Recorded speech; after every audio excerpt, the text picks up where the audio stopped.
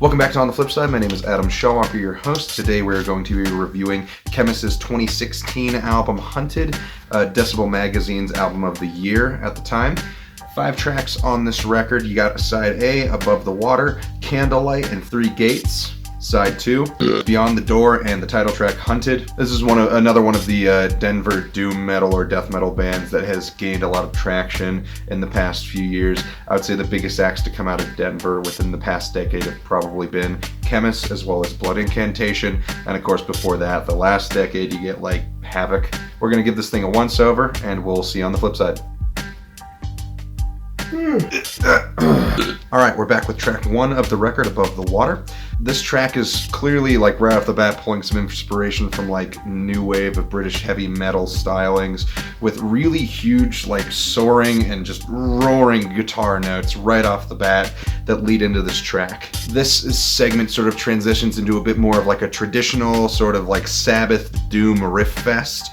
Though Khemmis has kind of an interesting approach to vocals on this project, with largely clean vocals leading the songs on this album. Something that for this style and genre of music, I think in a lot of senses is a little bit odd. I feel like in a lot of traditional doom metal records, you get like mostly harsh vocals.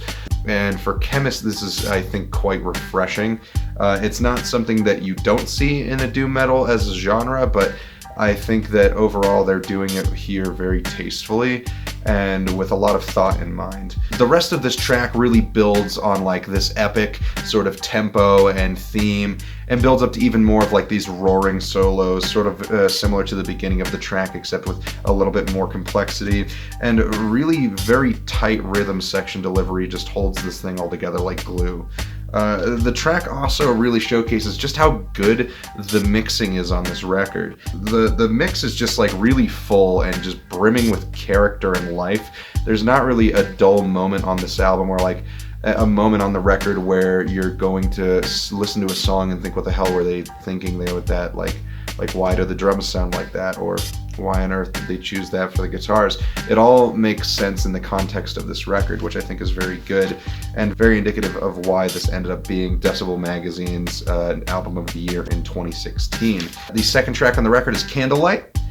This song starts instrumentally in a much more familiar manner to the traditional doom metal genre, and the singer sort of channels more of this like classic 80s heavy metal vibe, with more like really gorgeous harmonies that keep in theme with the album. This track just sounds really, really huge, like some kind of soundtrack for like a quest to the edge of the earth.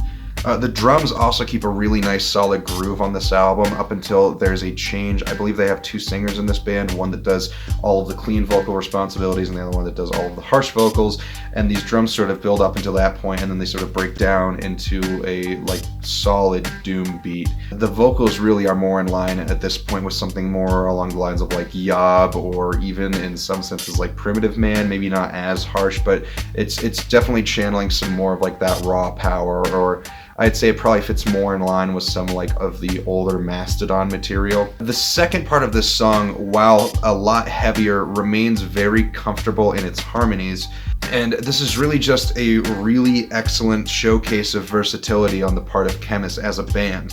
The track ends up fading out to a bit of a slower segment, which is immediately sort of kicked into high gear with a very, very high point with just a wonderful vocal delivery and a very kick-ass solo that's really bluesy and heavy and accents a lot of the instrumental segments as well.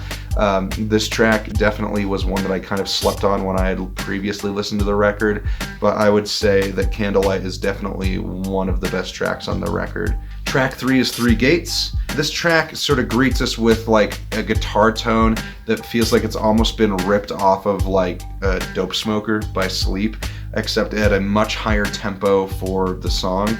This is also the highest tempo offering that we have received so far on this record, with a lot of vocals that, like I said, sort of are reminiscent of these early Mastodon tracks. The harsh and clean vocals just sort of play off of each other really nicely and lead the track in and out of these really heavy and very melodic segments. And this track, like, in many ways feels like it's sort of leading you down like a tunnel through like eons and portals and shit.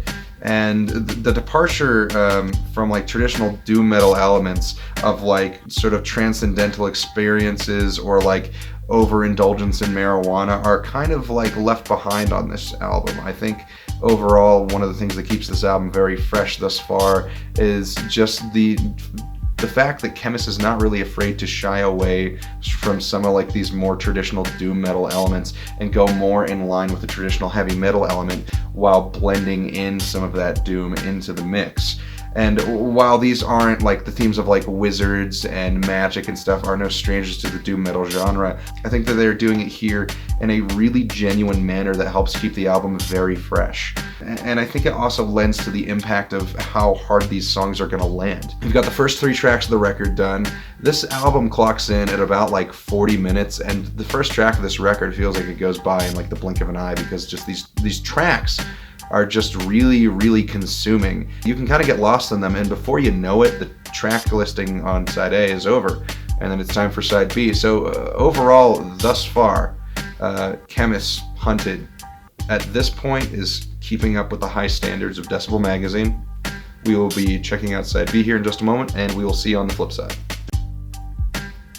Alright, we're back with side 2 of the record. Only 2 remaining tracks are Beyond the Door and the title track Hunted. Track 4 is Beyond the Door. Starts off, the pacing of this album really just does not let up here with some really excellent consistency between sides A and B on this record, just based off of this track alone. The vocals and guitar really pull each other along in the track here at the beginning. There's like a really nice interlude here with some... Can't even read my own fucking notes. What do you say? There's a really nice interlude on this track here with some really nice guitars and these really nice reverbed out drums that end up staging the next segment of the track as well. That's a much more heavy segment, which hits a really solid chug and groove. The singer here is just like going off in his vocal performance over some incredibly tight rhythms. His voice sort of sways with the drums, and once again you get these 2 parts playing off of each other, the vocals and the guitar playing in this really nice melodic dance with one another. The solo on this track, again, very bluesy and charismatic. The tones of the guitar are stylistic, and they're reaching perfectly for like this tone that fits this style of music very, very well. The guitar is actually probably the thing that draws you in most on this record, for the majority of this track at least, and for many other segments of this record. This track ends up leading into like a final segment with more clean and harsh vocal harmonies, and it really helps lead the song into the final track on the record, being track 5, which is Hunted. The longest track on the album, clocking in at around 13 or so minutes, starts with more chugging riffage and harmony buildup, and it leads into like a very strong groove that in a few segments calls back to actually some of like the earlier songs on the record too. The vocals lead into a bluesy direction that draws you in very closely to like pay attention to what is going on here. Like the music plays off of every other part in the song. Like each instrument here is just playing off of some other segment of this track. The crisp delivery of each instrument really makes this song incredibly hard to not just dig into like every single part. And the imagery on this track is just incredibly strong. It's super easy to just like listen to this track and close your eyes and just visualize like flowing streams and oceans just like littered with corpses and swords and axes just dripping with hot blood. It's damn powerful, and it's just effective. Like this is the soundtrack to Doom incarnate. You get like, you think about it, you're listening, you got like horses charging through barren landscapes that drop their hooves into carcasses of fallen soldiers and warriors, and the guitar solo on this track, oh my god!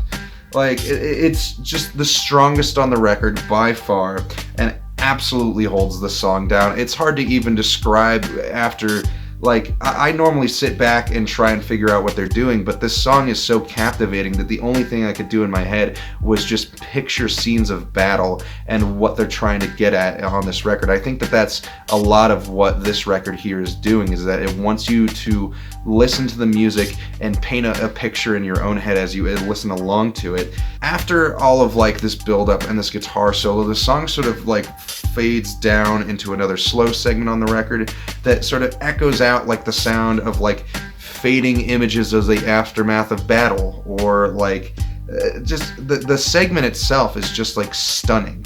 It paces the track like no other moment on the record, and honestly, it makes this track in many ways just, I think, flawless. This siegs into like a building wall of sound accented by strong vocal delivery that really explodes into this like big epic crescendo of noise from the rest of the band for just a really fitting finale for this album and this track as a whole. The final thoughts I have on this record is every time I listen to this album, I am consistently floored with just how good it is.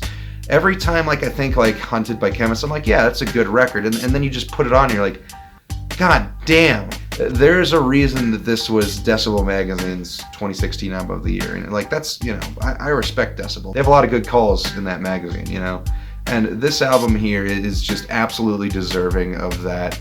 And it's this album is just like really the beginning of Khemmis like finding their own unique identity and sound, I think, in the musical landscape.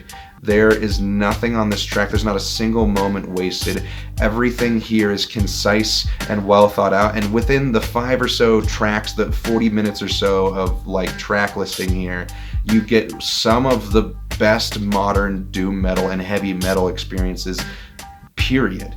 It's an incredibly good record, and like I have a hard time like really strongly recommending records, but if you have not listened to Hunted by Khemmis, you absolutely should. Other than that, a couple things to say. Brooke, you won my old pages of notes, so message me on Instagram at On The Flipside Show. I will send you out that booklet as soon as I can. The other thing, I would like to shout out the Give Me Metal Vinyl Subscription Club. That is where this record came from. I've got a few of their other records in the mail over the past few months as well. I got like Blood Offerings by Necrot and what the hell is it? Those Once Loyal by Bolt Thrower.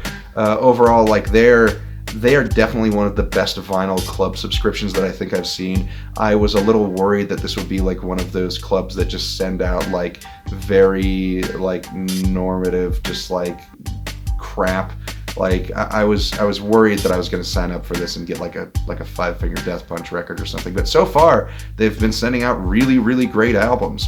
I mean, this next coming month, I think, is like the first High on Fire album for a pretty nice reissue. All of their reissues they've sent so far have been like a pretty nice colored vinyl. If that's something you're into, I think colored vinyl is just kind of neat, although it doesn't necessarily add too much to the experience. It's neat. But if you have not checked out the Give Me Metal Vinyl Subscription Club, you absolutely should, because I am just genuinely impressed with how good their selections have been so far. Anyway, thank you so much for watching, and we'll see you next week.